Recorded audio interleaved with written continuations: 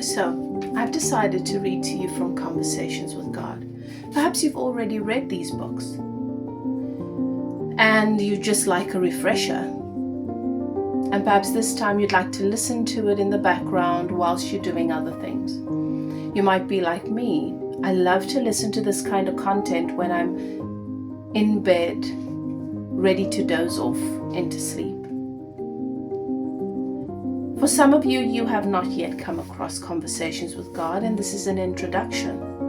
And perhaps as you listen to the words, the story, the message, the conversation between Neale Donald Walsch and God, you decide to get the books. Either way, I've decided to record it for you. So, Conversations with God, I have all 3 books. I'm going to start with book 1, and I hope you enjoy.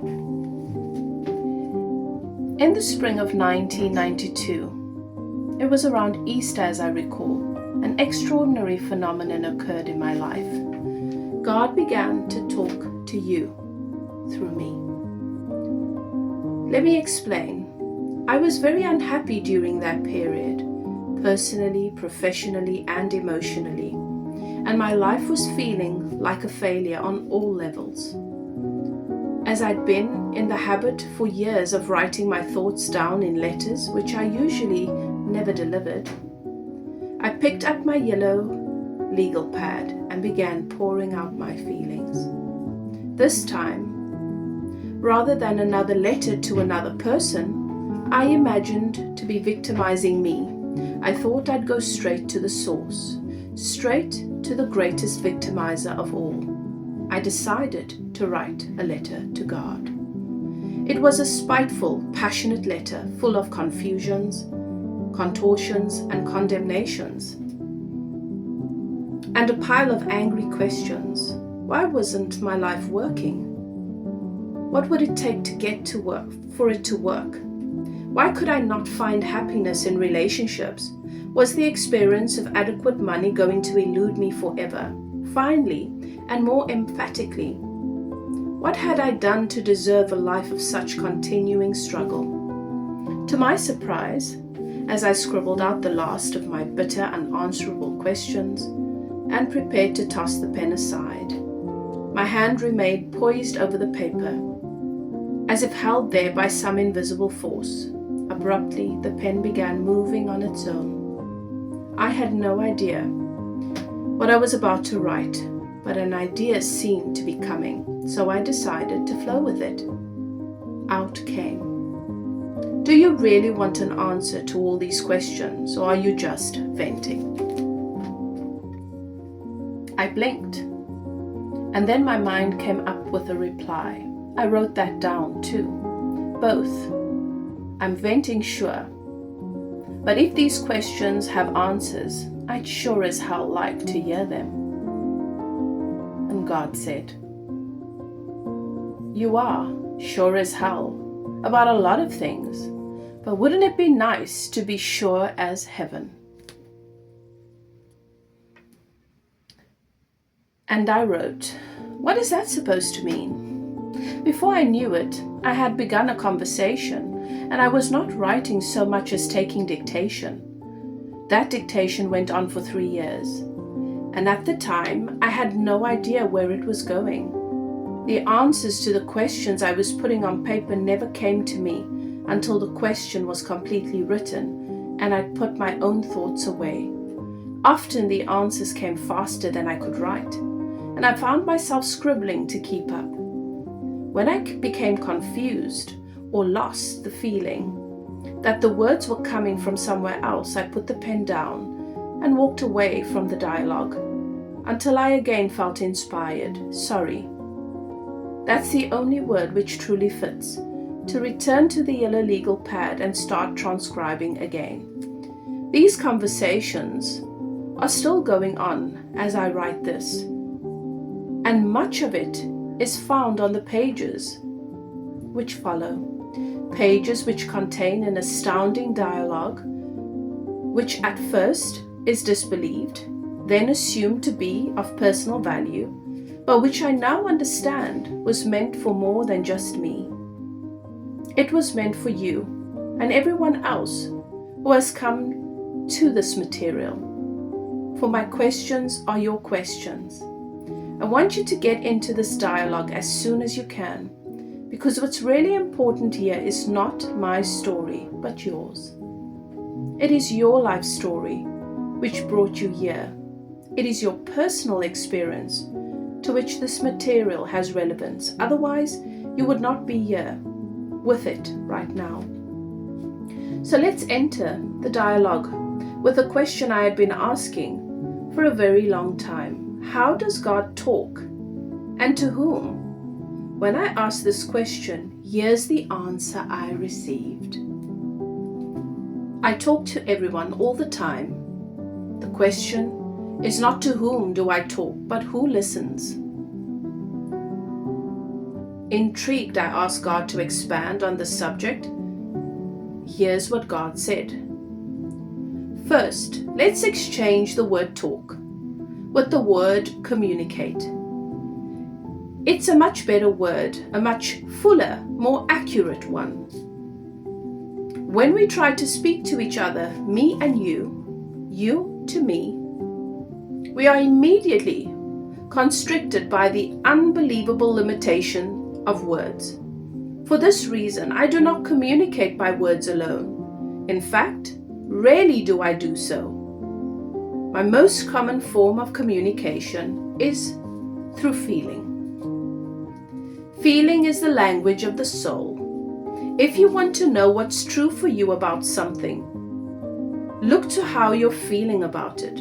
Feelings are sometimes difficult to discover, and often even more difficult to acknowledge. Yet hidden in your deepest feelings is your highest truth. The trick is to get to those feelings. I will show you how again, if you wish. I told God that I did not wish, but that right now I wished even more for a complete and full answer to my first question. Here's what God said. I also communicate with thought. Thought and feelings are not the same. Although they can occur at the same time, in communication with thought, I often use images and pictures. For this reason, thoughts are more effective than mere words as tools of communication. In addition to feelings and thoughts, I also use the vehicle of experience as a grand communicator. And finally, when feelings and thoughts and experiences all fail, I use words. Words are really the least effective communicator. They are more open to misinterpretation, most often misunderstood. And why is that? It is because of what words are. Words are merely utterances, noises that stand for feelings, thoughts, and experience. They are symbols, signs, insignias. They are not truth. They are not the real thing. Words may help you to understand something. Experience allows you to know. Yet, there are some things you cannot experience. So I have given you other tools of knowing. And these are called feelings. And so too, thoughts. Now, the supreme irony here is that you have all placed so much importance on the Word of God and so little on the experience. In fact, you place so little value on experience that when what you experience of God differs from what you have heard of God, you automatically discard the experience and own the words. When it should be just the other way around. Your experience and your feelings about a thing represent what you factually and intuitively know about that thing. Words can only seek to symbolize what you know and can often confuse what you know. These then are the tools with which I communicate, yet they are not the methods. For not all feelings, not all thoughts, not all experience, and not all words are from me. Many words have been uttered by others in my name. Many thoughts and many feelings have been sponsored by causes not of my direct creation. Many experiences result from these. The challenge is one of discernment. The difficulty is knowing the difference between messages from God and data from another source. Discrimination is a simple matter with the application of a basic rule. Mine is always your highest thought, your clearest word, your grandest feeling. Anything less is from another source. Now the task of differentiation becomes easy, for it should not be difficult even for the beginning student to identify the highest, the clearest, and the grandest. Yet, while I give you these guidelines, the highest thought is always that thought which contains joy. The clearest word are those words which contain truth. The grandest feeling is that feeling which you call love. So it's joy, truth, love. These three are interchangeable, and one always leads to the other. It matters not in which order they are placed.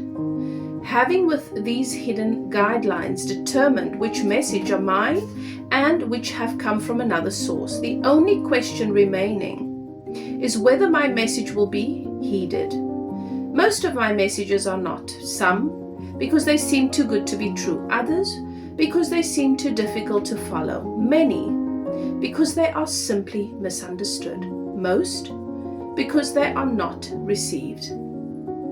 My most powerful messenger is experience, and even this you ignore, especially this you ignore. Your world would not be in its present condition were you to have simply listened to your experience. The result of your not listening to your experience is that you keep reliving it over and over again. For my purpose will not be thwarted, nor will it be ignored. You will get the message sooner or later. I will not force you to, however, I will never coerce you. For I have given you free will, the power to do as you choose, and I will never take that away from you ever.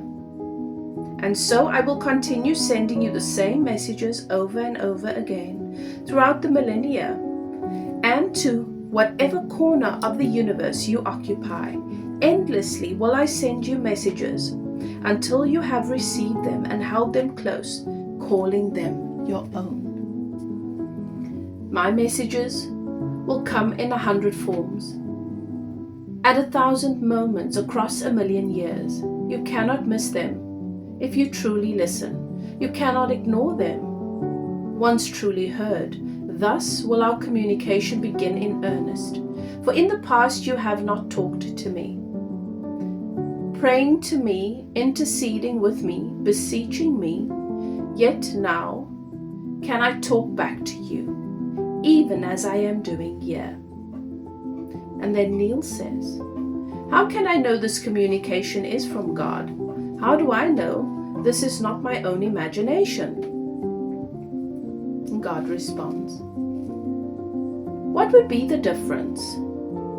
Do you not see that I could just as easily work through your imagination as anything else?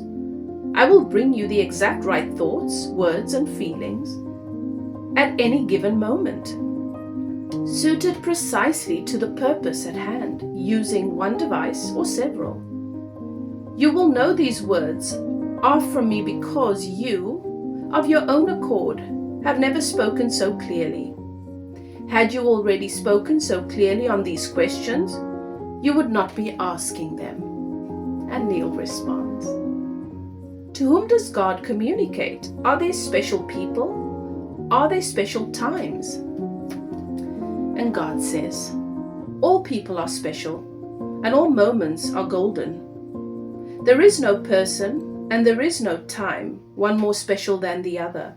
Many people choose to believe that God communicates in special ways and only with special people. This removes the mass of the people from responsibility for hearing my message, much less receiving it, which is another matter, and allows them to take someone else's word for everything. You don't have to listen to me, for you've already decided that others have heard from me on every subject, and you have them to listen to. By listening to what other people think they heard me say, you don't have to think at all. This is the biggest reason for most people turning from my messages on a personal level.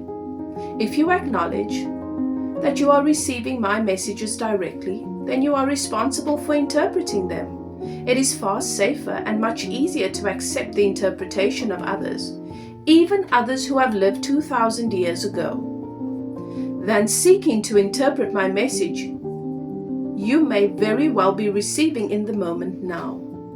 Yet I invite you to a new form of communication with God, a two-way communication in truth. It is you who have invited me, for I have come to you in this form right now in answer to your call. And then Neil says, why do some people take Christ, for example, seem to hear more of your communication than others? God says, because some people are willing to listen, they are willing to hear, and they are willing to remain open to the communication even when it seems scary or crazy or downright wrong.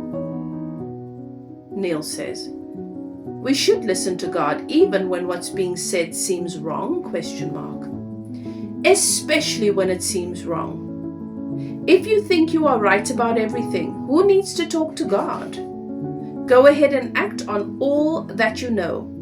But notice that you've all been doing that since time began, and look at what shape the world is in. Clearly, you've missed something. Obviously, there is something you don't understand. That which you do understand must seem right to you, because right, in terms you use to designate something with which you agree. What you've all missed, therefore, appear to first be wrong. The only way to move forward on this is to ask yourself, what would happen if everything I thought was wrong was actually right? Every great scientist knows about this. When what the scientist does not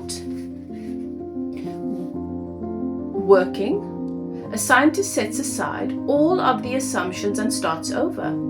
All great discoveries have been made from a willingness and ability to not be right. And that's what's needed here. You cannot know God until you've stopped telling yourself that you already know God. You cannot hear God until you stop thinking that you've already heard God. I cannot tell you my truth until you stop telling me yours. And then Neil says, but my truth about God comes from you. Who said so? God says. Others. What others? Leaders, ministers, rabbis, priests, books, the Bible, for heaven's sake, Neil says. And God responds, those are not authoritative sources. They aren't? No. Then what is? And God responds, listen to your feelings, listen to your highest thought, listen to your experience. Whenever any one of these differ from what you've been told by your teachers or read in your books, forget the words. Words are the least reliable purveyor of truth. Neil asks, there is so much I want to say to you, so much I want to ask. I don't know where to begin. God says. I don't know where to begin, Neil says. For instance, why is it that you do not reveal yourself? If there really is a God and you are it, why do you not reveal yourself in a way we can all understand? God responds. I have done so over and over. I am doing so again right now. Neil responds, no, I mean by the method of revelation that is incontrovertible, that cannot be denied, such as, God asks, such as appearing right now before my eyes. I am doing so now. Where? Everywhere you look. No, I mean in an incontrovertible way, in a way no man could deny. God says, what way would that be? In what form or shape would you have me appear? Neil says, in the form or shape that you actually are. And God responds, that would be impossible, for I have no form or shape that you understand. I could adopt a form or shape that you could understand, but then everyone would assume that what they have seen is the one and only form and shape of God, rather than a form or shape of God, one of many. People believe I am what they see me as, rather than what they do not see. But I am the great unseen, not what I cause myself to be in particular moments. In a sense, I am what I am not. It is from the am-notness that I come, and to it I always return. Yet when I come in one particular form or another, a form in which you think people can understand me, people assign me that form forevermore. And should I come in any other form to any other people, the first say, I did not appear to the second, because I did not look to the second as I did to the first, nor say the same things. So how could I have been me? You see, then, it matters not in what form or in what manner I reveal myself. Whatever manner I choose and whatever form I take, none will be incontrovertible.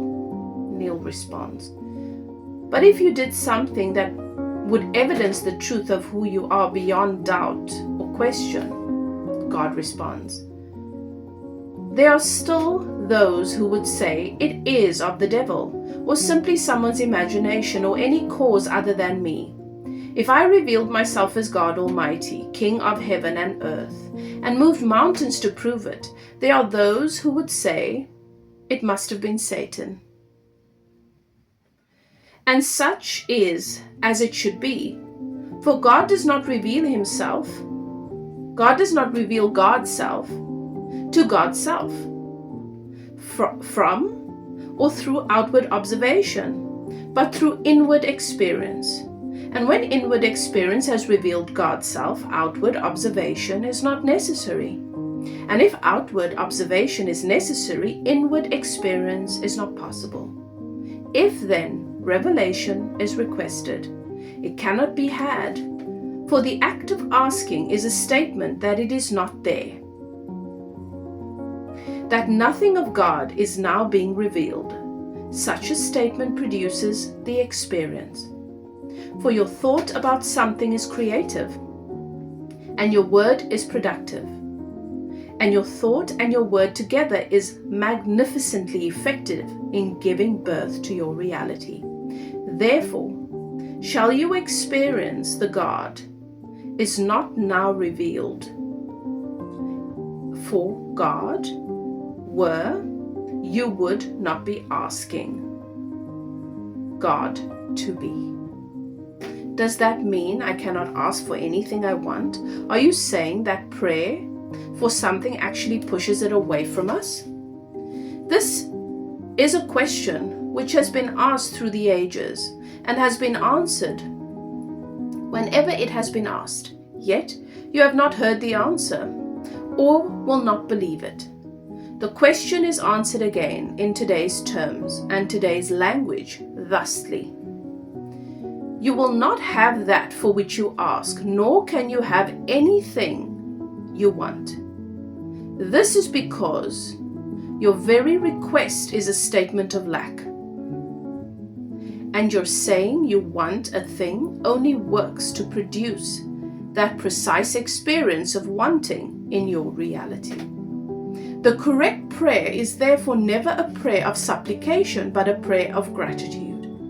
when you thank God in advance for that which you choose to experience in your reality, you, in effect, acknowledge that it is there. In effect, thankfulness is thus the most powerful statement to God, an affirmation that even before you ask, I have answered. Therefore, never supplicate, appreciate. And then Neil says, but what if I am grateful to God in advance for something and it never shows up? That could lead to disillusionment and bitterness. God responds, gratitude cannot be used as a tool with which to manipulate God, a device with which to fool the universe. You cannot lie to yourself. Your mind knows the truth of your thoughts.